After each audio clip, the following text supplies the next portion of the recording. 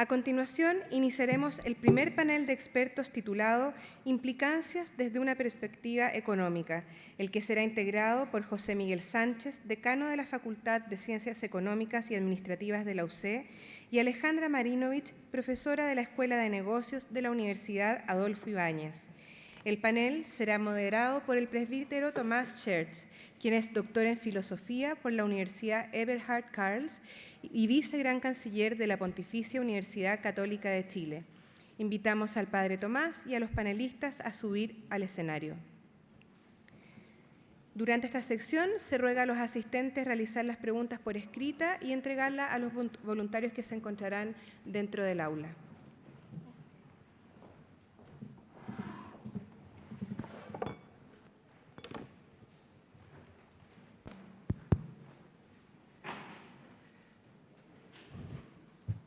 Muy bien. Quisiera agradecer a Monseñor Fernando Ramos por esa exposición tan lúcida. Después discutiremos las discrepancias que tenemos, informalmente. Por cierto que nos exponía, Monseñor Ramos, que el contexto nos hablaba de una cierta atomización de las relaciones humanas, personales, pero también una atomización muchas veces de las disciplinas. Y de hecho, lo que nos desafía también en estos días es poder, en el ámbito de lo social, poder mirar también de esta manera integral el ámbito de la economía, que es un ámbito tan particular, tan desafiante en el ámbito de lo social, que era precisamente también el interés, mirar nuestras relaciones hoy día también en nuestro país. Y para ello nos van a ayudar con una exposición también como trasfondo de lo que nos ha expuesto Monseñor Ramos, pero también desde la perspectiva que tienen cada uno de los invitados. En primer lugar, José Miguel Sánchez, que es ingeniero comercial, magíster en economía de esta universidad, la Pontificia Universidad Católica, doctor en economía de la Universidad de Minnesota. Sus áreas de especialización son la organización industrial, economía de la regulación, economía del medio ambiente, y actualmente es el decano de la Facultad de Ciencias Económicas y Administrativas de esta universidad. Y también quiero presentar a Alejandra Marinovich. Ella es doctora en economía por la Universidad de Columbia, pero también estudió aquí y también hizo su magíster. Fue asesora del Ministerio de Hacienda y coordinadora de negociaciones internacionales en dicho gabinete, y actualmente es profesora de la Escuela de Negocios de la Universidad Adolfo Ibáñez. Sus áreas también son importantes en la economía internacional, macroeconomía aplicada, economía laboral y últimamente también el tema de la confianza. Así que vamos a tener cada uno de ustedes unos 12 a 15 minutos para poder también hacerse eco de lo que hemos expuesto, la Laudato Si, y después vamos a hacer algunas preguntas. Así que me voy a permitir partir con las damas.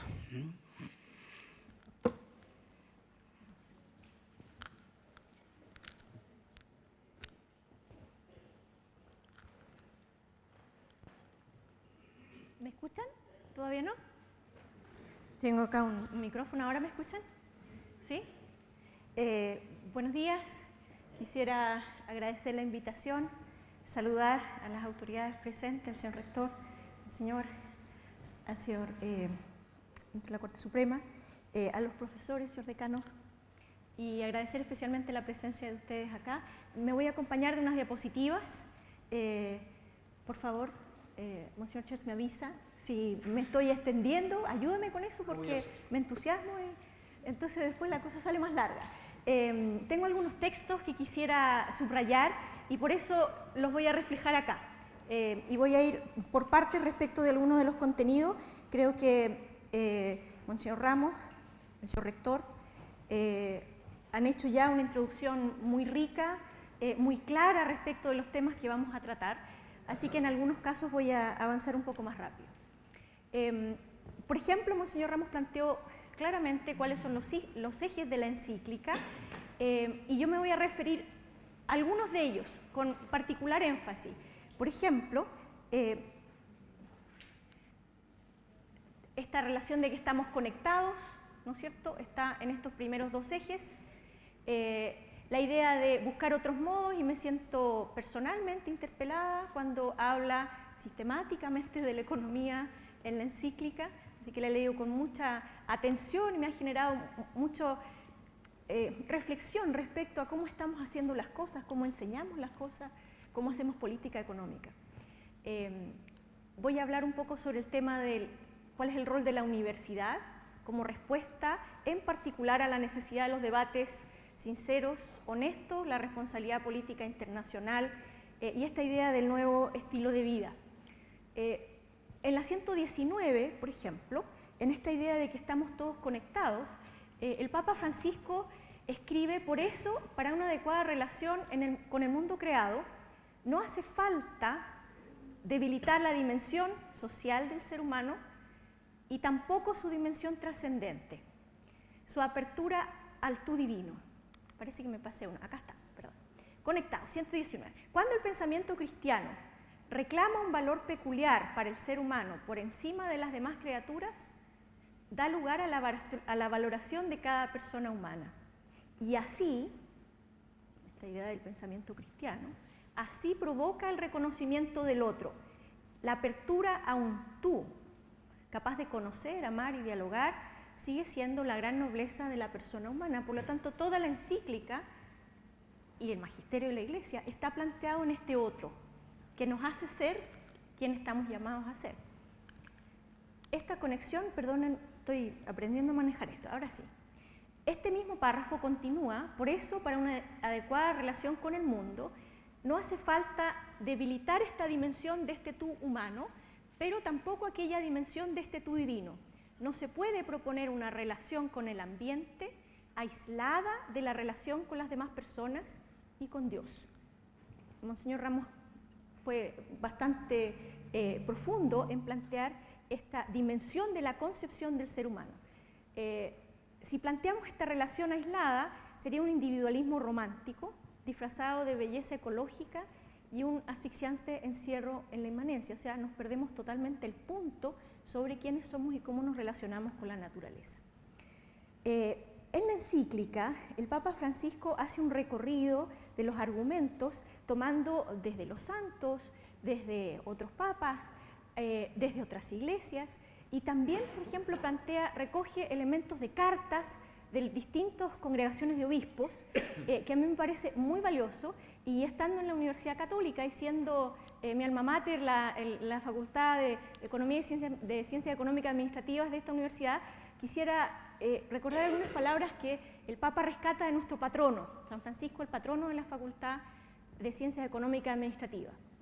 En la Laudato Si número 11 dice: si nos acercamos a la naturaleza y al ambiente sin esta apertura al estupor y a la maravilla, si ya no hablamos el lenguaje de la fraternidad y de la belleza en nuestra relación con el mundo, nuestras actitudes serán las de dominador, de consumidor o del mero explotador de recursos, incapaz de poner un límite a sus intereses inmediatos.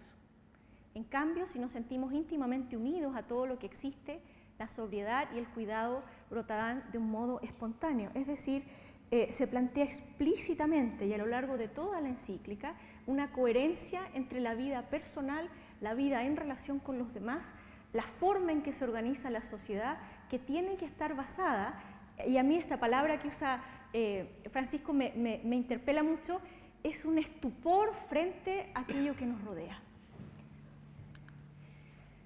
Si uno quisiera entender entonces, desde la economía, cómo se articulan estas relaciones, cómo se descubren estos valores, una rama de la economía que nos ayuda, y no solo de la economía, sino de varias ciencias sociales, sobre todo iniciada en líneas de la sociología, es la idea de capital social. ¿Por qué el capital social es uno de los temas que he estado investigando más recientemente? Porque es un esfuerzo para abordar un rango más amplio de los factores que nos permiten entender el accionar y de los agentes económicos y el desempeño de las economías, y el énfasis que pone es precisamente en las redes y en las relaciones. Hay muchas definiciones de capital social, una de las más usadas es esta, que es la definición del Banco Mundial. Dice: el capital social se refiere a instituciones, relaciones y normas que conforman la calidad y la cantidad de las interacciones sociales, sobre las cuales el Papa Francisco se refiere extensamente en la encíclica. El capital social no es solo la suma de las instituciones, sino que es la materia que las mantiene juntas. Y esta es una definición que plantea el capital social desde sus fuentes. Pero si uno quisiera mirarlo desde sus efectos, hay definiciones también, en particular de aquellos artículos seminales que generan esta idea, esta subdisciplina.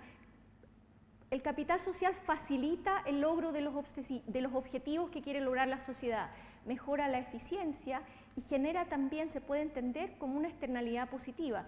Es decir, cuando se crea, tiene impacto sobre aquellos que están más allá de la interacción que crea el capital en ese momento. También hay definiciones que tienen que ver con los tipos de relaciones y, por ejemplo, hay un tipo de capital social que se refiere al capital de la gente como yo, las comunidades a las que se refería recientemente Monseñor Ramos, o esta idea de capital que construye puentes entre grupos distintos, también se estudia con mucho detalle, o de los individuos con las estructuras de poder, es decir, del individuo con el gobierno, del individuo con las organizaciones internacionales, etc. Y también en las distintas escalas o grupos sociales que se generan. Es decir, la idea del capital social, si uno lo mira como economista, permite estudiar, entender con una estructura de pensamiento siempre enfocada desde la economía, pero específicamente el tema de las relaciones. Estas dos tienen una dimensión horizontal, mientras la otra tiene una dimensión más vertical. ¿En qué tipo de cosas se ha ido reflejando esta percepción de que las relaciones son importantes a 360 grados? Por ejemplo, en la forma en que entendemos la idea de desarrollo. Una evolución muy simplificada de la idea de desarrollo incluye en su última parte el planteamiento de que los países que tienen más niveles de desarrollo cuentan con personas que son más capaces de ejercer aquello a lo que quieren tender. La sociedad define qué es lo mejor para nosotros, por ejemplo, una idea de bien común adoptada por una sociedad en particular en sus estructuras, y entonces la idea es que si esta sociedad le permite o no alcanzar eso que se ha planteado como bueno. La idea de libertades o capacidades que ha planteado Amartya Sen y que economista se ha recuperado en múltiples estudios, por ejemplo, de las Naciones Unidas. Uno de los componentes de estas capacidades, libertades en el sentido de poder ejercerlas o capacidades, tiene que ver con la educación ciudadana. La educación ciudadana se entiende como tres elementos centrales que están contenidos en una política pública y una práctica educacional. La educación ciudadana es una política pública y una práctica educacional que incluye desde contenidos, por ejemplo, el Estado tiene 3 poderes, tenemos un Estado que tiene 15 regiones y así, ¿no es cierto? El periodo presidencial dura 4 años, hasta el desarrollo de actitudes, y estas actitudes tienen que ver cómo me planteo frente al otro, cómo articulo las relaciones, voy al encuentro del otro, participo, también se está midiendo, y también tiene que ver con valores y habilidades para la convivencia democrática.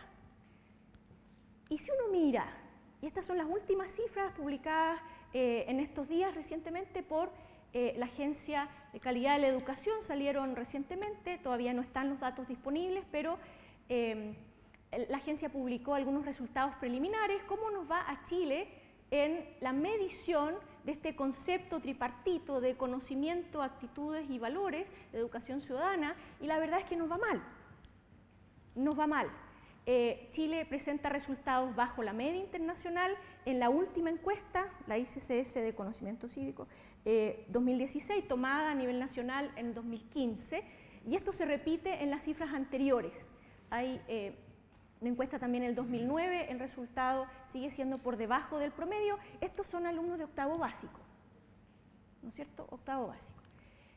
Lo otro que observamos en conocimiento cívico es que este resultado que está por debajo del promedio está fuertemente estratificado, es decir, la cohesión social se refleja aún más en la capacidad, la falta de cohesión social se refleja aún más en esta incapacidad o limitación de las personas de activar esas libertades o capacidades que queremos lograr.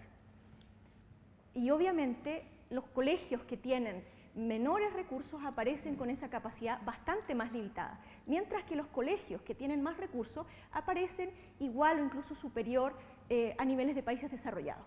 Entonces tenemos una distancia tremenda dentro de la sociedad en cómo una persona ya en octavo básico percibe su capacidad de incorporarse a la sociedad y de relacionarse.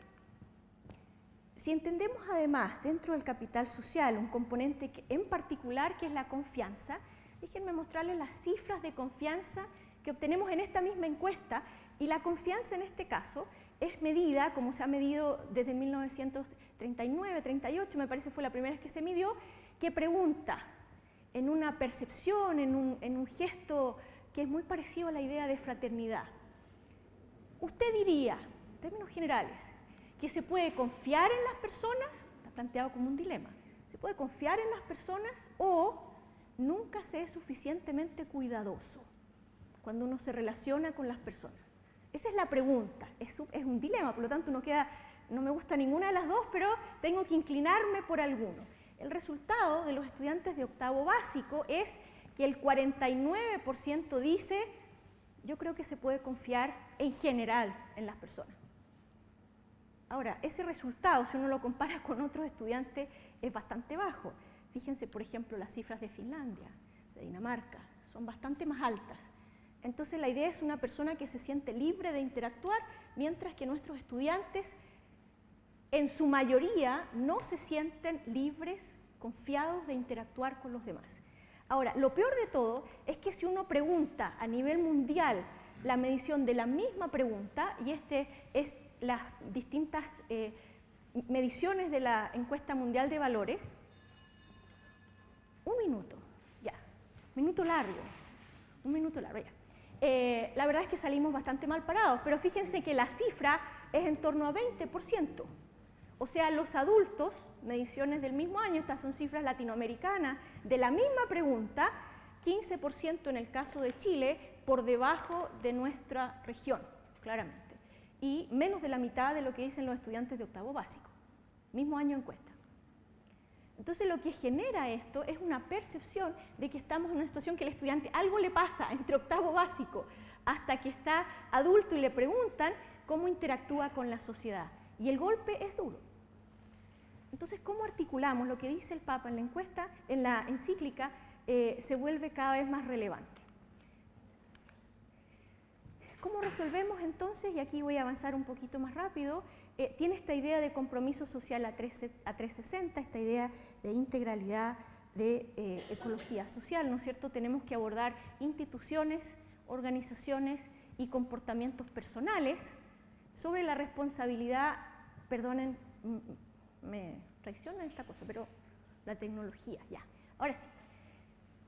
La responsabilidad internacional, dice en el punto 49, un verdadero planteo ecológico se convierte siempre en un planteo social, que debe integrar la justicia en las discusiones sobre el ambiente para escuchar tanto el clamor de la tierra como el clamor de los pobres. Si pensamos también, voy a avanzar rápidamente, después si tenemos tiempo para preguntas podemos conversar un poco más, sobre el emprendimiento en particular, ya que estamos desde la economía, dice en la 185, en toda discusión acerca de un emprendimiento, una serie de preguntas deberían plantearse en orden a discernir si aportarán a un verdadero desarrollo integral. El discernimiento, en particular el discernimiento cristiano, aparece en primera línea. ¿Para qué? ¿Por qué? ¿Dónde? ¿Cuándo? ¿De qué manera? ¿Para quién? ¿Cuáles son los riesgos? ¿A qué costo? Hasta ahí vamos en la tradición de la economía y la administración. Sin embargo, aparece esta última pregunta que dice, ¿quién paga los costos? ¿Y cómo lo hará?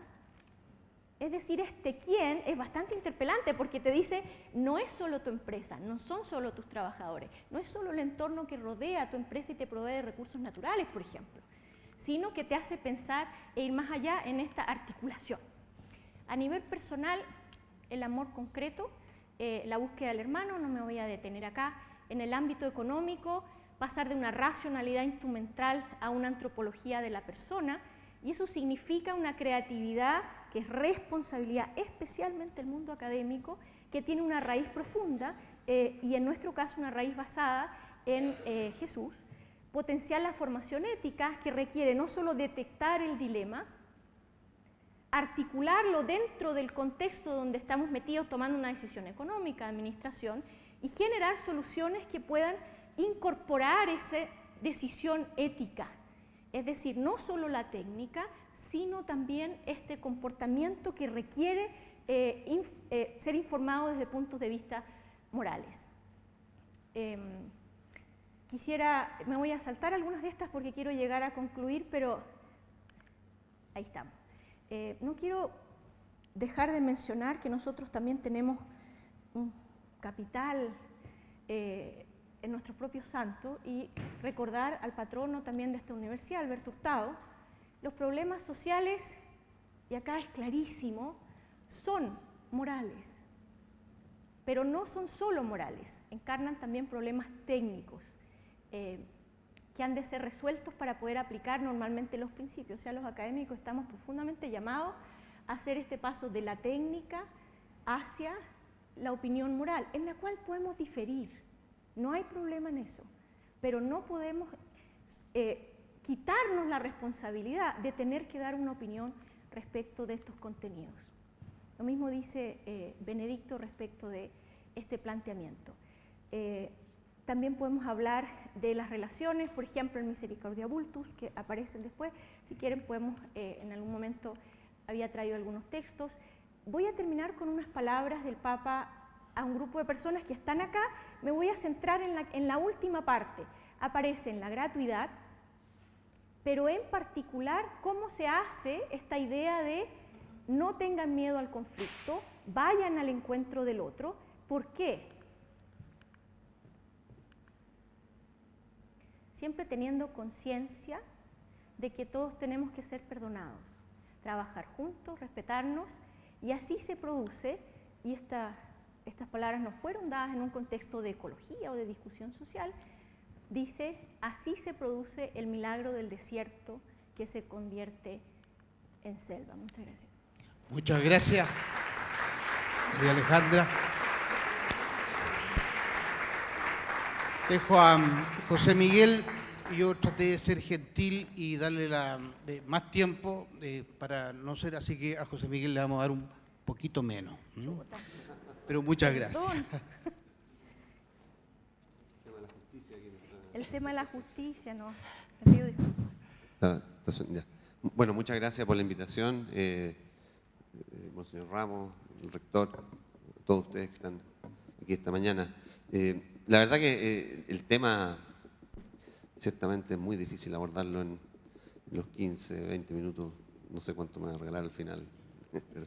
Pero lo que plantea el Papa en su encíclica, tal como dijo Alejandra, nos interpela como católico y en especial como economista. Y yo que me dedicaba, antes de ser decano podía investigar, ahora he tenido que dedicar a otras cosas.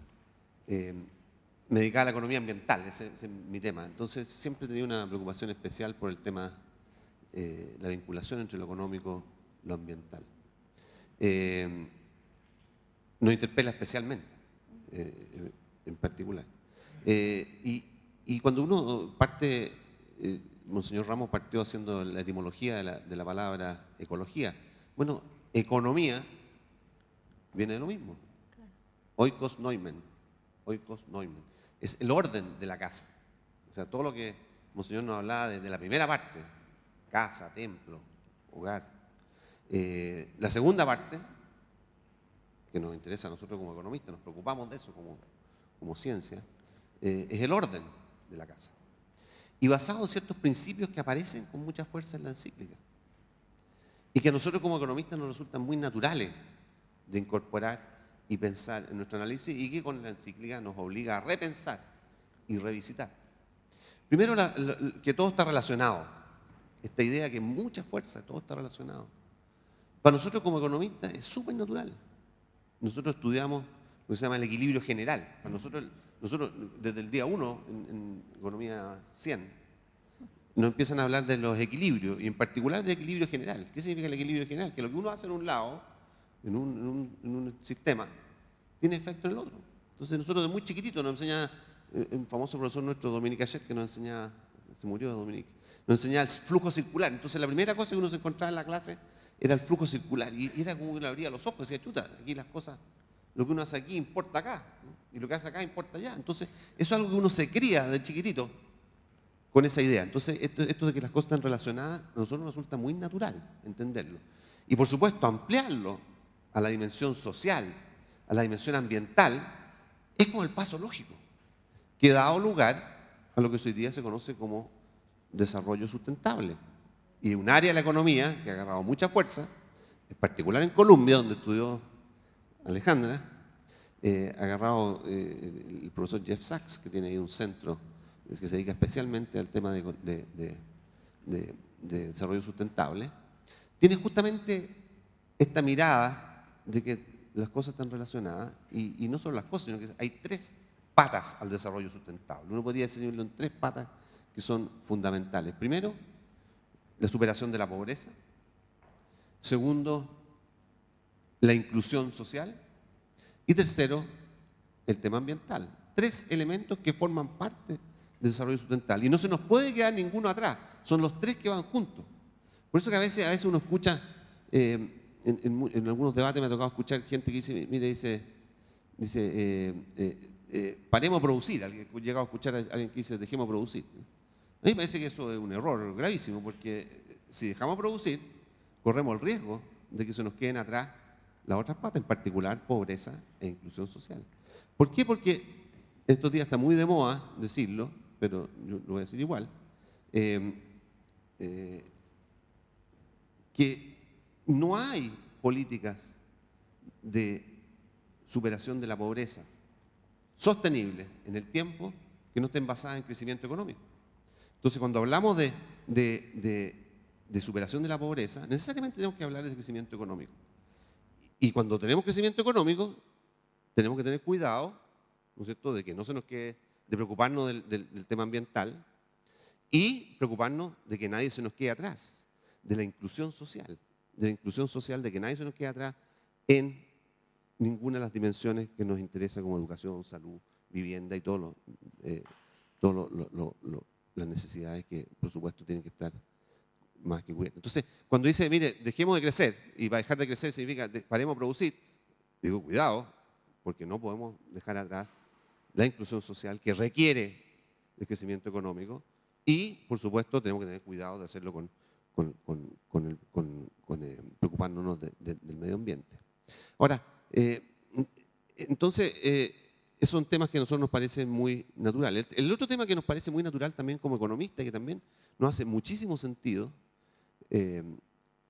y que no nos genera ningún problema, al contrario, es el tema cuando hablamos, y lo mencionábamos, señor Ramos, que los recursos no son ilimitados. Claro, esa es la base de la economía no existiría si los recursos fueran ilimitados. Justamente la economía nace de que los recursos son limitados. Ahí nace la economía, el principio de la escasez. De ahí parte la economía. Entonces, cuando decimos que los recursos tienen límite, y en particular la atmósfera tiene límite, porque el tema, ¿no es cierto?, parte, y en eso quiero retrotraerme un poco al momento en que el Papa escribe esta encíclica. Fíjense ustedes que el año 2014 aparece el último informe del IPCC, del Panel Internacional para el Cambio Climático, y definen ellos, ¿no es cierto?, que una meta de emisiones que dice que es consistente con que la temperatura en el mundo no crezca más de 2 grados Celsius de aquí al 2100.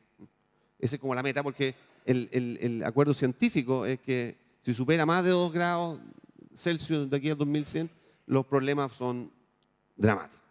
Derretimiento de polos, cambios climáticos que serían completamente catastróficos. Entonces, el IPCC pone esto en su parte más científica, pone esta idea de que no, no se debe emitir más CO2 para cumplir con esta meta de los 2, desde que no se superen los 2 grados Celsius. Esto es 2014 y la encíclica aparece en mayo del 2015. O sea, el Papa se hace cargo muy rápido, esto es bien notable, se hace cargo muy rápido de la evidencia científica y la asume, incluso corriendo un riesgo, y lo hace y lo asume con mucha valentía, asume este diagnóstico y lo hace suyo.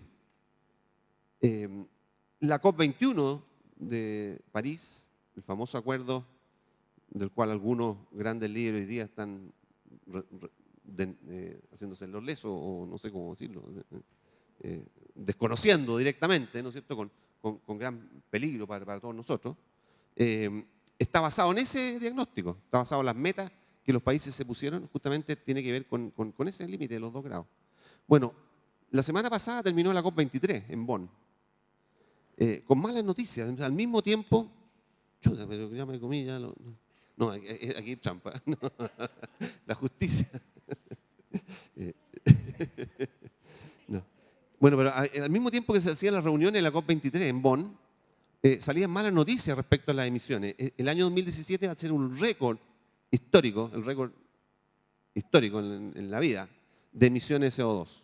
Después de que se había alcanzado un cierto plató de crecimiento de emisiones y que se había pensado que se habían estabilizado las emisiones, el año 2014 crecieron un 0,7%, un 0,2%, el 2015 no hubo aumento de emisiones, el 2016 hubo 0,2% y este año está creciendo al 2%. O sea, vamos mal, vamos mal. Todas las curvas, iba a traer un gráfico, pero después preferí hablar, ¿no? Porque sabía que me iban a dejar sin tiempo. Todas las curvas que se muestran de emisiones basadas en estos crecimientos, como el que tenemos en el 2017, que vuelve a subir dramáticamente, nos llevan muy por sobre este 2 grados Celsius en el futuro. Entonces, estamos complicados. Ahora, volviendo al tema economía, para nosotros esto es un típico ejemplo de externalidad global, lo que nosotros los economistas llamamos una externalidad. Esto es una externalidad global. Básicamente un recurso de propiedad común, y el Papa lo dice, de hecho lo dice en el número 23, plantea que el clima es un bien común. Nosotros, tomando una licencia, podríamos refrasear eso de que la atmósfera es un recurso de propiedad común, y como es un recurso de propiedad común lo sobreutilizamos. Decimos, mire, esta cuestión no es de nadie, por lo tanto, echémosle nomás, y se sobreutiliza. Ahora, ¿qué es lo que sabemos nosotros los economistas? Sabemos los economistas que un recurso de propiedad común que no tiene dueño, por lo tanto todos somos dueños, todos lo sobreutilizamos, nos va a llevar a un uso en exceso. Un uso en exceso que nos va a provocar problemas a todos. Y sabemos que eso el mercado por sí solo no lo resuelve, eso también lo sabemos. Tenemos que generar mecanismos para controlar eso de alguna manera. Tenemos que generar los incentivos, hablamos nosotros, los economistas, para que no se sobreutilice. Y obviamente uno de esos mecanismos son los acuerdos internacionales, pero los acuerdos internacionales hay que cumplirlos. No basta ir y ponerse la foto y firmar. Hay que ir de vuelta y cumplirlo. Y ahí entran los métodos de producción que nos hablaba el obispo Ramos, porque al final vamos de vuelta y para reducir emisiones significa que tenemos que producir distinto. Tenemos que producir de otra manera, porque si seguimos haciendo lo mismo, en estas curvas que yo les hablaba de emisiones, hay un concepto que se llama el BAU, el Business as Usual. El Business as Usual nos deja 7 grados por sobre lo que debiéramos estar en el 2100 en temperatura. No podemos hacer siguiendo el Business as Usual, no podemos seguir haciendo lo mismo. Tenemos que cambiar. Y ahí de nuevo, los economistas decimos, bueno, tenemos que generar los incentivos adecuados. ¿Cómo generamos incentivos adecuados? Poniendo, y ahí de nuevo me sale el economista, es inevitable, poniendo los precios correctos que incluyen los precios de la externalidad. O sea, cuando el obispo nos señalaba, cuando ve los paneles solares, al frente, al norte, cuando ve los cambios tecnológicos en energía, bueno, eso surge justamente cuando se ponen los precios correctos, cuando tanto los inversionistas como los usuarios vemos el verdadero costo de la energía. El costo de la energía no es solamente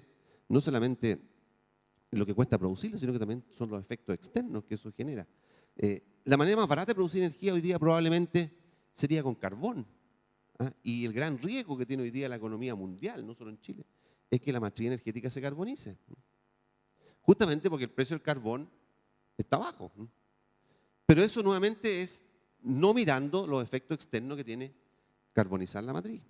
Entonces, cuando ponemos los precios correctos, que incluyen no solo el costo de producción, sino que también los efectos externos que esa producción genera, entonces uno puede decir, bueno, entonces puede hacer las inversiones adecuadas que incorporan esos efectos externos y generar y empezar a producir con energías que son de otro tipo, energías más limpias, como son los paneles fotovoltaicos o incluso la energía hidroeléctrica, que es una de las más limpias que existen.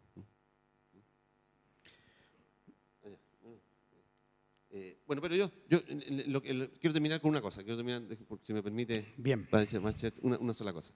Yo quiero decir que obviamente esto da para mucho, o sea, podríamos estar largas horas con cada uno de estos temas hablando. Simplemente quiero decir una cosa, que en general a mí me encargan, he tenido que hablar hartas veces de estos temas, y siempre me encargan el capítulo 4, la ecología integral, no sé por qué, pero hay un capítulo a mí que me encanta, y quiero terminar con eso.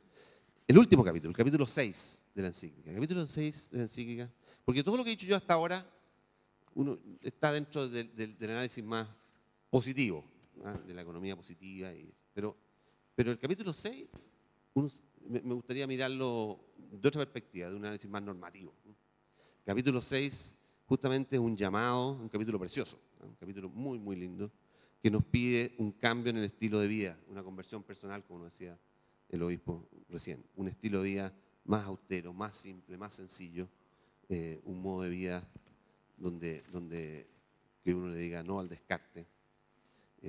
Y yo pienso que ese llamado es algo que tenemos que tomar muy en serio. Muchas gracias. Muchas gracias. Como a mí también me están coaccionando con el tiempo, vamos a hacer solamente una pregunta, pero que yo creo que se puede asumir, digamos, en las dos exposiciones muy, muy interesantes. Y voy a tratar de hacer una síntesis, las dos preguntas que me han llegado. ¿Qué se podría, cómo poder compatibilizar en el fondo? Porque para muchos el desarrollo económico es, ocupando la pregunta que hacía Monseñor Ramos, la extracción y su transformación y lo que nosotros llamamos esta consideración ecológica y social, porque pareciera que por un lado, bueno, José Miguel decía, tenemos que seguir creciendo económicamente. Y para algunos eso se monopoliza con la pregunta, aquí hay que seguir explotando. Y por otro lado, ¿cómo lo hacemos para asumir estos elementos, sobre todo lo que decía también el decano, respecto de esta consideración integral espiritual, donde tiene puesta a la persona? ¿Cómo poder? Porque pareciera que son dos preguntas o dos dimensiones que parecen aporéticas, que no tienen solución. ¿Cómo poder compatibilizar ambas realidades? Extracción, explotación, producción, quienes muchos identifican con el desarrollo económico. Y también esta mirada humana, esta que pone el Papa al centro. Tal vez poder, si lo dejamos como pregunta para ambos, ojalá de manera sintética y poder también después complementar con el segundo momento, que va a ser también muy interesante. Eso.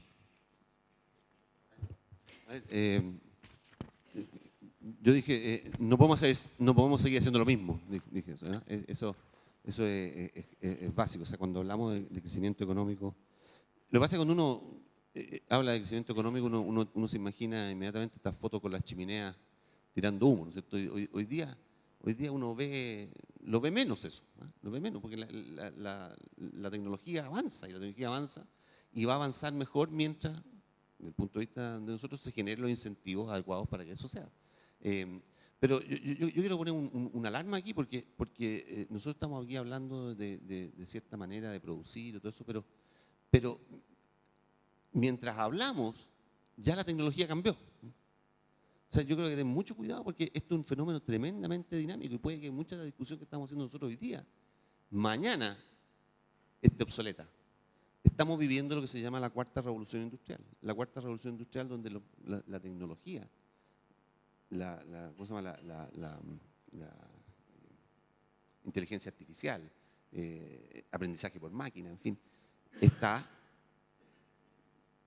cambiando la manera de producir y está cambiando dramáticamente y muy aceleradamente. Entonces, la manera en que y nos va a plantear otros problemas que hoy día lo estamos avisorando ya, ¿no es cierto? ¿Qué pasa con el empleo? ¿Qué pasa con, hay estudios que dicen que de aquí a pocos años más el 50% de los trabajos van a desaparecer.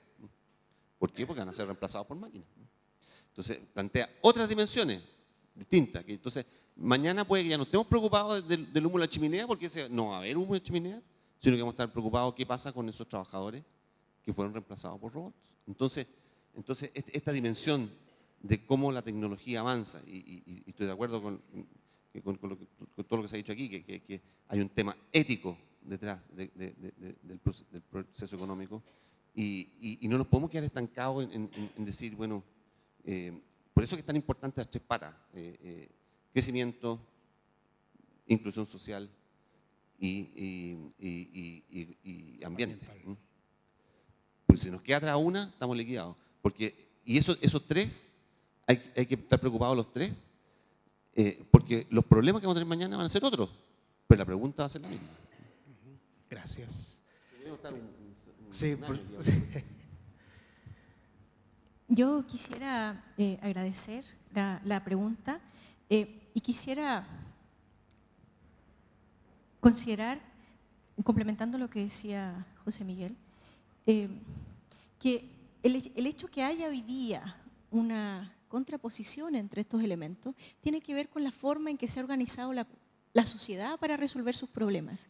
Entonces, la percepción de que esta situación de contraposición es permanente, en mi opinión, es un error de no reconocer la esencia de las personas y de cómo estamos llamados a relacionarnos con todo aquello que nos rodea.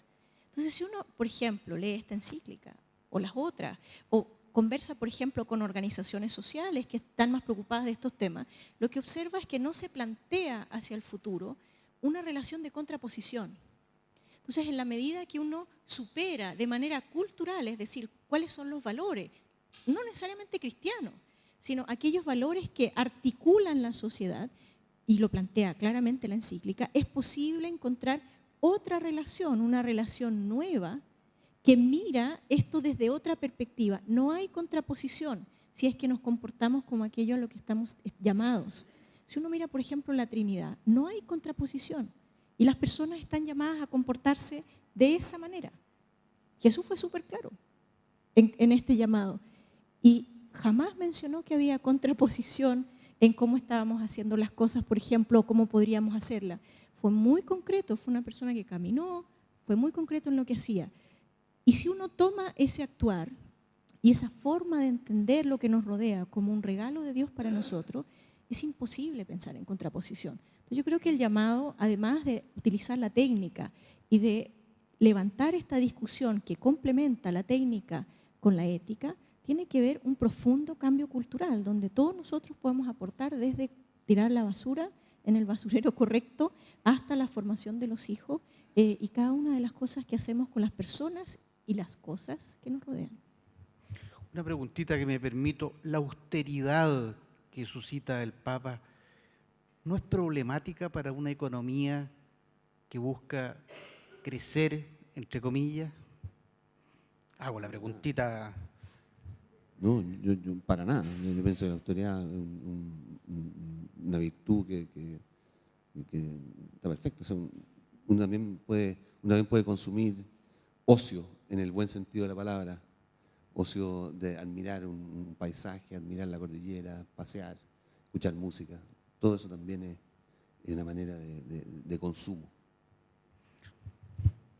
Yo diría, también complementando, que más que la palabra austeridad, a mí me hace sentido la palabra pobreza, pero en el sentido de San Francisco, de desapego. Porque si uno piensa Ya en lo que hemos recibido gratuitamente, los lirios del campo, por ejemplo, tenemos mucho más que ellos, el concepto de austeridad no cabe dentro de la naturaleza que tenemos. Sí cabe en el estilo de vida y en esta cultura. Y en la medida que yo no poseo el objeto y no cuento cuántos objetos poseo, sino que estoy desapegado y me relaciono con ellos de una manera armoniosa, entonces esta idea de austeridad, de pérdida, de dolor, de no tener, ¿no es cierto?, de no tener respecto a los que más tienen, yo diría que deja de ser importante. Entonces se hace normal vivir de una manera que está concentrada en disfrutar, en compartir, en donar gratuitamente, más que en cuántas cosas tengo. Y tengo que ser austero, no me puedo poner o comprar esto, sino simplemente usarlo, compartirlo y donarlo gratuitamente. Y si está, fantástico; si no está, vendrá otra cosa, porque nuestro Padre nos cuida. Muchas gracias. Un gran aplauso a José Miguel y a Alejandra. Les agradecemos mucho por esta primera parte, que yo creo que va a ser muy bien complementada por la que a continuación vamos a escuchar. Hacemos las presentaciones de los panelistas y también la participación de los asistentes e invitamos al Padre Tomás a entregar un recuerdo a cada uno de ellos. Se trata de una selección del Magisterio del Papa Francisco, editados por la UC y la Conferencia Episcopal de Chile. Les pido nuevamente un aplauso para nuestros primeros expositores.